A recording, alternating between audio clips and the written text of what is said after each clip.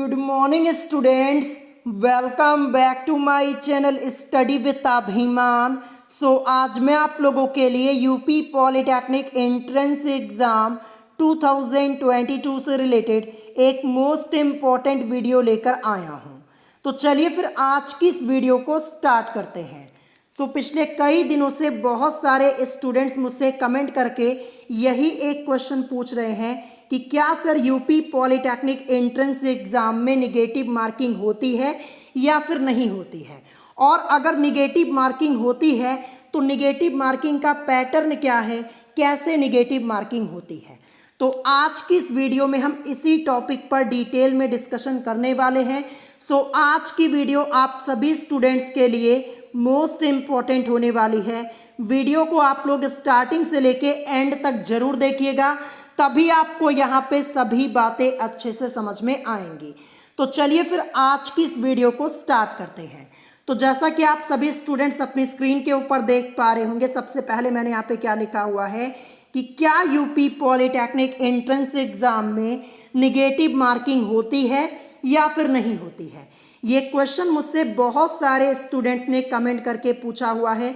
मैं आप सभी स्टूडेंट्स को सबसे पहले इसी क्वेश्चन का आंसर बता देता हूं। तो मैं आप लोगों को बता दूं कि यूपी पॉलिटेक्निक एंट्रेंस एग्जाम में निगेटिव मार्किंग होती है। इस क्वेश्चन का आंसर क्या हो जाएगा, यस हो जाएगा, यानी हाँ हो जाएगा, यानी आप लोगों के एंट्रेंस एग्जाम में निगेटिव मार्किंग होती है, ध्यान रखिएगा। अब मैं आप सभी स्टूडेंट्स को ये भी बताऊंगा कि यूपी पॉलिटेक्निक एंट्रेंस एग्जाम में निगेटिव मार्किंग का पैटर्न क्या है, कैसे आप लोगों की निगेटिव मार्किंग होती है। और इसके अलावा मैं आप सभी स्टूडेंट्स को ये भी बताऊंगा कि एंट्रेंस एग्जाम में आप लोग निगेटिव मार्किंग से कैसे बचें।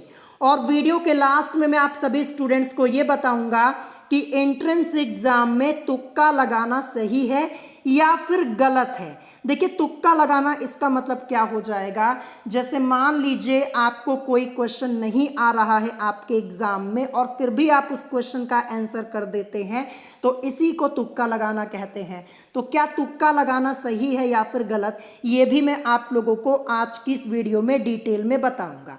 तो चलिए अब मैं आप सभी स्टूडेंट्स को ये बता देता हूं कि आप लोगों के एंट्रेंस एग्जाम में निगेटिव मार्किंग कैसे होती है, निगेटिव मार्किंग का पैटर्न क्या है। देखिए, बहुत ही ध्यान से समझिएगा, निगेटिव मार्किंग का पैटर्न जानना आप लोगों के लिए बहुत ही ज़रूरी है।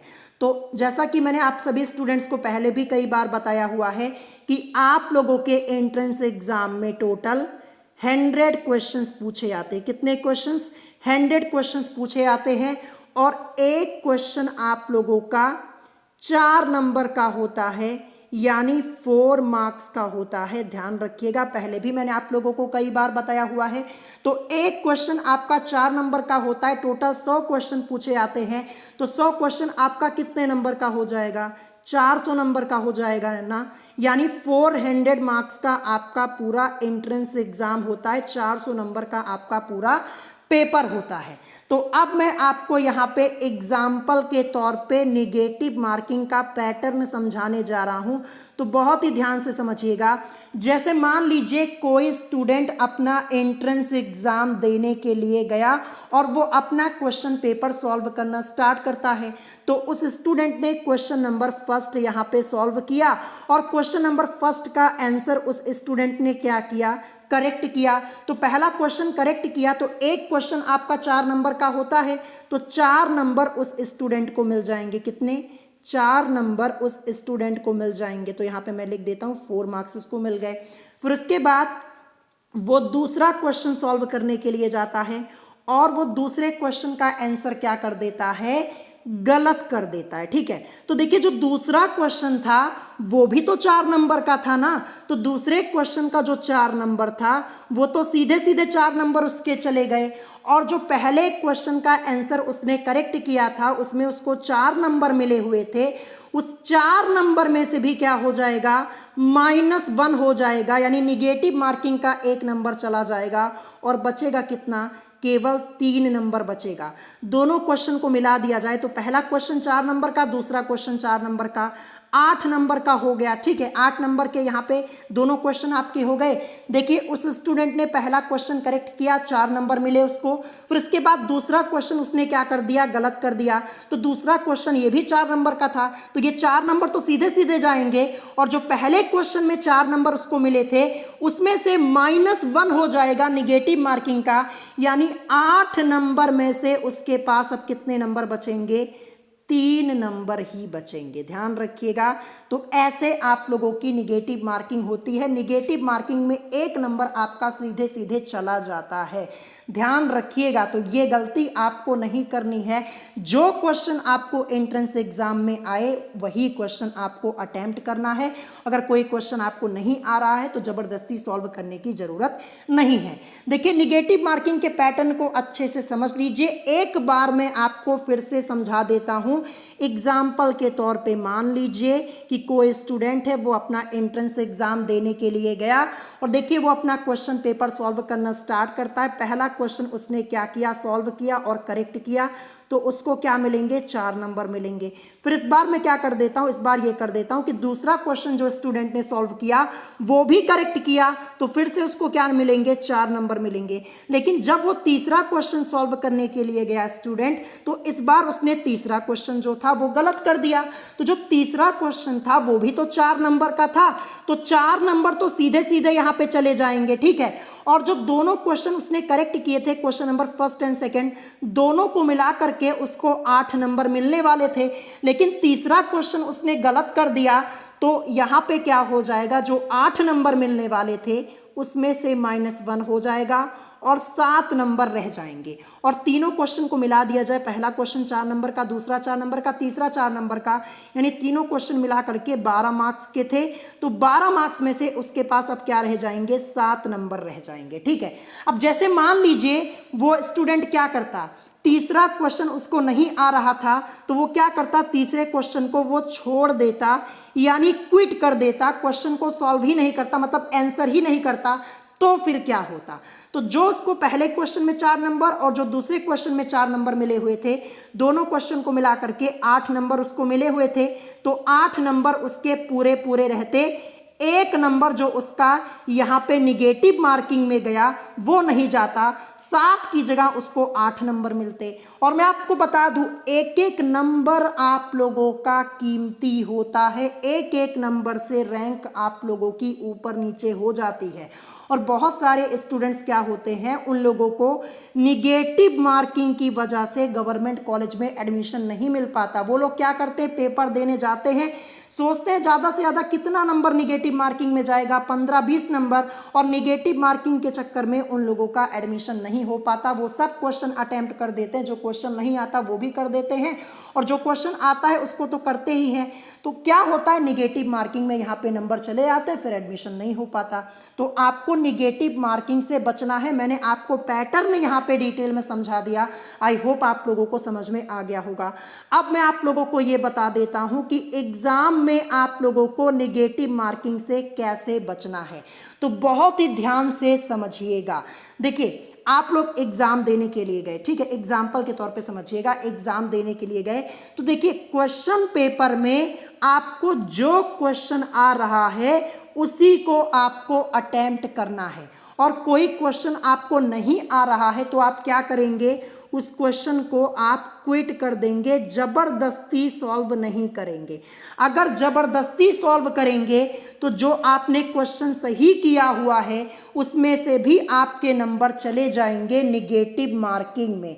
और देखिए निगेटिव मार्किंग का क्या फर्क पड़ता है वो मैं आपको एग्जाम्पल के तौर पे समझाने जा रहा हूं, बहुत ही ध्यान से समझिएगा। ठीक है, रैंक पे क्या फर्क पड़ता है उसको समझिएगा। तो एग्जाम्पल के तौर पे मान लीजिए, मैं आपको यहाँ पे उदाहरण के तौर पे समझा रहा हूँ, ध्यान रखिएगा। जैसे कोई स्टूडेंट है, उसने अपना एंट्रेंस एग्जाम दिया, 400 नंबर का आपका पूरा पेपर होता है। तो एक स्टूडेंट है, उसने अपना एग्जाम दिया और 400 नंबर में से वो कितने नंबर लेकर आया, 400 में से वो 252 नंबर लेकर आया। कितने, 252 मार्क्स लेकर आया। और उसकी रैंक क्या थी, रैंक मैं आपको यहाँ पे एग्जाम्पल के तौर पे समझा रहा हूँ, केवल और केवल आपको समझाने के लिए यहाँ पे बता रहा हूँ, ध्यान रखिएगा। तो 252 नंबर पे मान लीजिए कि उस स्टूडेंट की रैंक क्या थी, 2672। ये सिर्फ एग्जाम्पल के तौर पे आप मान लीजिए, ठीक है। और कोई दूसरा स्टूडेंट है, उसने भी एग्जाम दिया था और 400 नंबर में से वो कितने नंबर लेकर आया, 258 नंबर, ठीक है। 258 मार्क्स मान लीजिए कि 258 नंबर वो लेकर आया। तो जो 258 नंबर लेकर आया है स्टूडेंट, उसकी रैंक क्या हो सकती है, उसकी रैंक करीब होगी 2472 या फिर 73 के करीब, ठीक है। जैसा कि आप लोग देख पा रहे हैं 2472 या फिर 2473 के करीब उसकी रैंक होगी, ये आप मान लीजिए।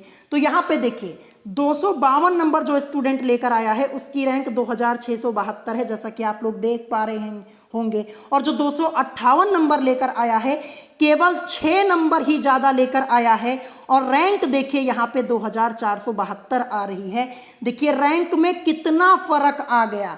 तो यही मैं आपको समझाना चाह रहा हूँ कि एक एक नंबर से आप लोगों की रैंक में बहुत ही फर्क पड़ता है, ध्यान रखिएगा। तो एक एक नंबर आप लोगों के लिए कीमती होता है। ये मत सोचिएगा कि कोई क्वेश्चन नहीं आ रहा है ज़बरदस्ती मैं सॉल्व कर दूं और यहाँ पे देखिए आपको नंबर मिल जाएगा। देखिए आमतौर पे क्या होता है, जो क्वेश्चन आपको नहीं आता और आप करके आते हैं, मैक्सिमम टाइम उस क्वेश्चन का आंसर आप गलत ही करके आते हैं। तो ये काम आपको नहीं करना है, नहीं तो फिर आपने जो भी मेहनत की है, जो भी पढ़ाई की है, कोई फ़ायदा नहीं होने वाला है। जो क्वेश्चन आपको आएगा वही आपको अटेम्प्ट करना है और जो क्वेश्चन आपको नहीं आता उसे क्या कर देना है, क्विट कर देना है। यही आप लोगों के लिए बेस्ट होगा, ध्यान रखिएगा। तो ऐसे ही आप एग्ज़ाम में नेगेटिव मार्किंग से बच सकते हैं। अब इसके बाद यहाँ पे बात आती है, बहुत सारे स्टूडेंट्स मुझसे कमेंट करके पूछते हैं कि क्या सर हम एंट्रेंस एग्ज़ाम में तुक्का लगा सकते हैं। तुक्का लगाने का मतलब क्या होता है वो मैं आपको समझा दूं। देखिए जैसे कोई क्वेश्चन आपको नहीं आ रहा है और आप जबरदस्ती उस क्वेश्चन का आंसर कर देते हैं, सोचते हैं क्या पता यहाँ पे मेरा आंसर सही हो जाए और मुझे नंबर मिल जाए, और ऐसा होता बिल्कुल नहीं है। आप क्वेश्चन के आंसर को मैक्सिमम टाइम गलत ही करके आते हैं, ध्यान रखिएगा जब आप तुक्का लगा के आते हैं। तो मैं आपको बता दूं, आपको एंट्रेंस एग्जाम में तुक्का बिल्कुल नहीं लगाना है। क्या आप लोग इसीलिए स्टडी कर रहे हैं कि आप एंट्रेंस एग्जाम में जाके तुक्का लगाएंगे? अगर तुक्का ही लगाना है तो आपको यहाँ पे पढ़ने से क्या फ़ायदा, आपकी स्टडी में फिर आप जो स्टडी जो कर रहे हैं, आप जो पढ़ाई कर रहे हैं, आपकी पढ़ाई का कोई फ़ायदा नहीं रह जाएगा जब आप एंट्रेंस एग्जाम में तुक्का लगाने के लिए जाएंगे। देखिए इस टॉपिक पर बहुत से लोगों ने वीडियोज़ भी बनाई हुई है कि एंट्रेंस एग्जाम में तुक्का कैसे लगाएं, ऐसे तुक्का लगाएं। तो देखिए मुझे समझ में नहीं आता कि ऐसे वीडियोस लोग बनाते क्यों हैं, स्टूडेंट्स को गुमराह क्यों करते हैं। मैं आपको बता दूं, ऐसे लोगों के चक्कर में बिल्कुल मत पड़िएगा जो ये वीडियोस बनाते हैं कि एंट्रेंस एग्ज़ाम को इस तरह से पास करें, तुक्का लगाएं। ये सब देखिए ये सब बेकार की बातें हैं, ध्यान रखिएगा। तुक्का लगाने से कुछ नहीं होने वाला। अगर आप एंट्रेंस एग्जाम में 100 के 100 क्वेश्चन में तुक्का लगा के आएंगे ना, तो जो आपके नंबर होंगे ना वो माइनस में आएंगे। कहने का मतलब क्या, 0 से भी नीचे नंबर आपके आएंगे। देखिए आपके एग्जाम में ना माइनस में भी नंबर मिलता है, 0 के नीचे -1, -2 ऐसे नंबर भी मिलते हैं। तो तुक्का लगाने का ख्याल भूल जाइएगा। देखिए तुक्का लगाने से कभी एंट्रेंस एग्ज़ाम क्वालिफाई नहीं होने वाला है। किसी भी एग्ज़ाम में तुक्का नहीं चलता है। देखिए यहाँ पे केवल आपकी मेहनत काम आती है, जो आप पढ़ाई करते हैं आपकी पढ़ाई काम आती है, ध्यान रखिएगा। देखिए मैंने देखा है बहुत से लोगों ने इस टॉपिक पे वीडियो बनाई है कि तुक्का कैसे लगाएं। मुझे ये समझ में नहीं आता कि कोई ऐसी वीडियो बना कैसे सकता है, जो कि पॉसिबल ही नहीं है। मैं ऐसी सलाह आप लोगों को कभी नहीं दूंगा। तुक्का आपको नहीं लगाना है, जो क्वेश्चन आपको आए वही क्वेश्चन करना है। अगर ऐसा करके आएंगे ना तो 100% आप अपना एग्ज़ाम क्वालिफाई कर पाएंगे। देखिए इतने दिन से आप लोग स्टडी कर रहे हैं, इसीलिए स्टडी कर रहे हैं क्या कि आपको वहाँ पे एंट्रेंस एग्जाम में जाके तुक्का लगाना पड़े। तो ऐसा काम आपको बिल्कुल नहीं करना, ध्यान रखिएगा। तो मेरी माने तो आपको क्या करना चाहिए, अब आपको अपने इस क्वेश्चन का आंसर मिल गया होगा। एंट्रेंस एग्जाम में आपको तुक्का बिल्कुल नहीं लगाना है। मेरे हिसाब से मुझे जो सही लगा वो मैंने आपको बताया है, और जो मैं आपको बता रहा हूं ये रियलिटी है, ध्यान रखिएगा, यही सच्चाई है। अगर तुक्का लगाएंगे तो कुछ नहीं होने वाला, आपके नंबर 0 से भी नीचे आ सकते हैं, ध्यान रखिएगा। और जो क्वेश्चन आता है उसी को अटेम्प्ट करके आते हैं, जो क्वेश्चन आपको नहीं आता आप उसे क्विट करके आते हैं, तो आपके नंबर बहुत ही अच्छे होंगे और निगेटिव मार्किंग में आपके एक भी नंबर नहीं जाएंगे, ध्यान रखिएगा। तो आई होप आप लोगों का ये डाउट यहाँ पे क्लियर हो गया होगा। तो तुक्का आपको बिल्कुल नहीं लगाना है, ध्यान रखिएगा, ठीक है। और एक बार फिर से मैं आप सभी स्टूडेंट्स को बता दूं कि मैंने आप लोगों का मैक्सिमम सिलेबस कंप्लीट करवा दिया है। मैं ग्रुप ए के लिए एंट्रेंस एग्जाम की प्रिपरेशन करवाता हूं। चैनल पर जाइएगा, 2022 की फिजिक्स, केमिस्ट्री और मैथमेटिक्स की प्लेलिस्ट चेक कर लीजिएगा, और एक प्लेलिस्ट 2021 की है जो कि साइंस के टेस्ट के नाम से बनी हुई है, वो भी आप लोग चेक कर लीजिएगा, ठीक है। देखिए जितना मैंने पढ़ाया है अगर आप उतना पढ़ लेते हैं तो आप अपना एंट्रेंस एग्जाम आसानी से क्वालिफाई कर पाएंगे। बिल्कुल फ्री में मैं आप लोगों के एंट्रेंस एग्जाम की प्रिपरेशन करवाता हूं, और हमारे चैनल से पढ़ करके मैक्सिमम स्टूडेंट्स ने अपना एंट्रेंस एग्जाम क्वालिफाई किया है, वो भी बहुत ही अच्छे नंबरों के साथ। और बहुत सारे स्टूडेंट्स ऐसे हैं जो टॉप गवर्नमेंट पॉलिटेक्निक कॉलेज से अपना पॉलिटेक्निक कर रहे हैं, और बहुत सारे स्टूडेंट्स हमारे चैनल के ऐसे हैं जिन्होंने 350 प्लस तक स्कोर किया है, यानी 400 में से 350 नंबर लेकर आए हैं। और 300 प्लस तो बहुत सारे स्टूडेंट्स ने किया है, और 280 प्लस भी बहुत सारे स्टूडेंट्स ने स्कोर किया हुआ है। इस टॉपिक पर मैंने वीडियो भी बनाई हुई है, आप चाहें तो चैनल पे जाकर के देख सकते हैं। तो अगर आप भी इतना स्कोर करना चाहते हैं तो जो मैंने पढ़ाया हुआ है, जो मैं आपको यहाँ पे टिप्स बताता हूँ वही आप फॉलो कीजिए, बड़े आसानी से आपका एग्जाम क्लियर हो जाएगा। तो अगर आज की इस वीडियो में आपको कोई बात नहीं समझ में आई हो तो आप मुझसे कमेंट करके पूछ सकते हैं, और अगर वीडियो पसंद आई हो तो वीडियो को लाइक करना मत भूलिएगा, और साथ ही साथ हमारे चैनल स्टडी विद अभिमान को सब्सक्राइब करना मत भूलिएगा। सो आज की वीडियो में इतना ही, मिलेंगे नेक्स्ट वीडियो में। Thanks for watching.